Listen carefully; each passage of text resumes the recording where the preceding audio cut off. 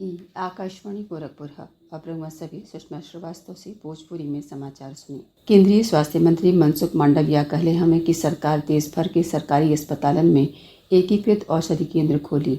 एक केंद्रन में आयुर्वेद और आधुनिक चिकित्सा दोनों के जरिए मरीजन के इलाज कइल जाए। श्री मांडविया दिल्ली के सफदरजंग अस्पताल में एकीकृत औषधि केंद्र के उद्घाटन कार्यक्रम के संबोधित करत ये जानकारी देहलें। वहाँ के कहले कि कौनहू देश तब समृद्ध होला जब ओइजा के लोग स्वस्थ हुई हैं। ये मौका पर आयुष मंत्री सर्बानंद सोनोवाल कहलें कि मरीजन के केंद्रन में बेहतर स्वास्थ्य सेवा देवे बदे स्वास्थ्य और आयुष मंत्रालय मिल के काम कैले के फैसला कैले हुए। प्रदेश के कृषि मंत्री सूर्य प्रताप शाही आज प्रयागराज के आलोपी बाग स्थित अखिल भारतीय सरदार पटेल सेवा संस्थान में 9 दिवसीय किसान मेला के शुभारंभ कैलें। यह दौरान वहाँ के प्रदेश सरकार की ओर से किसानन बदे चलावल जा रहल कईयो योजना के बारे में बतौली और कृषि के पैदावार बढ़ोले पर जोर देहली।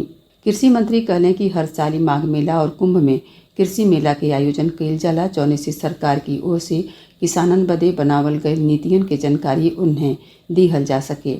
वहाँ के कहले कि कृषि मेला के जरिए किसानन के आधुनिक तकनीक, उन्नत बीज और सरकार के कई गो योजना का जानकारी दिहल जा रहल हुए, जौने से वो सोझे यह योजना से जुड़ के फायदा उठा सकें और खेती में पैदावार बढ़ा सकें। श्री शाही कहले कि प्रदेश का योगी सरकार किसानन बदे लगातार कार्य कई रहली हुए। आवे वाला बजटों में किसानन बदे जरूरी प्रावधान कइल जाई।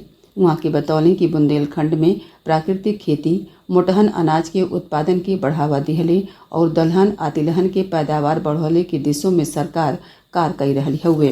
प्रदेश का वित्त और संसदीय कार्य मंत्री सुरेश खन्ना कहले हुए कि ए बेर केंद्र सरकार के बजट में उत्तर प्रदेश का विशेष ध्यान रखल गई हुए। प्रदेश खातिर कई गो मद में बजट बढ़ावल गई हवे। श्री खन्ना आज गोरखपुर में विकास कार्यों के समीक्षा के बाद संवाददाता लोगन से बातचीत करत रहलें। वहाँ के कहले कि केंद्रीय बजट में प्रदेश के मिलल महत्व से विकास कार्यों के रफ्तार तेज हुई।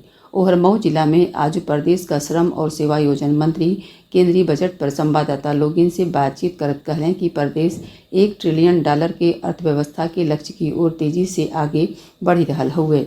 वहाँ के कहले कि केंद्र सरकार बजट के जरिए समाज के अंतिम मनैले पहुँचले का कोशिश कैले हुए। केंद्र सरकार कहले हवे कि पत्र सूचना कार्यालय का फैक्ट चेक इकाई अबले 1100 से ज्यादा फर्जी समाचारन के मामला का पर्दाफाश कैले हुए। सूचना और प्रसारण मंत्री अनुराग सिंह ठाकुर लोकसभा में एगो लिखित उत्तर में ये जानकारी देहलें। वहाँ के कहलें कि पत्र सूचना कार्यालय के अबहिन ले 37,000 से ज्यादा शिकायत मिलल हुए। सरकार के लगे भ्रामक समाचारन के रोके खातिर वैधानिक और संस्थागत तरीका बाटे। वहाँ के कहले कि सरकार और प्रेस परिषद की ओर से नियमन के उल्लंघन कैले पर समुचित कार्रवाई कैल गई हवे। नेहरू युवा केंद्र, लखनऊ युवा कार्यक्रम, खेल मंत्रालय और गृह मंत्रालय भारत सरकार की ओर से आवे वाले 10 फरवरी से 16 फरवरी ले लखनऊ के राष्ट्रीय जन सहयोग और बाल विकास संस्थान में 14वां जनजातीय युवा आदान प्रदान कार्यक्रम का आयोजन कैल जाई। नेहरू युवा केंद्र संगठन का क्षेत्रीय निदेशक श्रीकांत पांडे ये जानकारी देत बतौलें कि कार्यक्रम का उद्देश्य नौजवानन के देश के अलग अलग राज्यन में ले जाके ओइजा के संस्कृति से उनकर परिचय करावल, देश के प्रगति का अवलोकन करावल, उन्हें शैक्षणिक भ्रमण के जरिए देश के विकास के मुख्य धारा से जोड़े बदे प्रेरित कैल हुए। मुकदमा के सुलह समझौता के आधार पर आसानी से सफल और समय से निपटारा बदे प्रदेश भर में आगामी 11 फरवरी के राष्ट्रीय लोक अदालत के आयोजन कैल जा रहल हुए। लखनऊ का जिला न्यायाधीश और जिला विधिक सेवा प्राधिकरण का अध्यक्ष संजय शंकर पांडे ये जानकारी देत बतौलें कि लोक अदालत में उत्तराधिकारवाद, किराएदारवाद, पारिवारिक वाद, वैवाहिक मामलन के सतही मोटर दुर्घटना प्रतिकरवाद, आयकर, बैंक और वित्तीय संस्थानन से जुड़ल मामलन के साथ ही औरियो मामलन के निपटारा कैल जाई। वहाँ के कहलें कि राष्ट्रीय लोक अदालत में पछली बेर मामलन के निपटारा में उत्तर प्रदेश अच्छा कार्य कैले रहे। एहू बेर यह कोशिश हुई कि प्रदेश मुकदमा के निपटारा में अव्वल आवे। सरकार नीट पीजी 2023 के पात्र विद्यार्थियों के इंटर्नशिप पूरा कैले का आखिरी तारीख बढ़ा के 11 अगस्त कई देले हुए।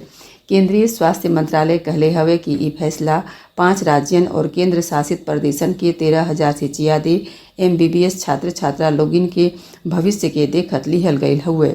एकरे सतही भोजपुरी समाचारन का ई बुलेटिन पूरा भइल। नमस्कार।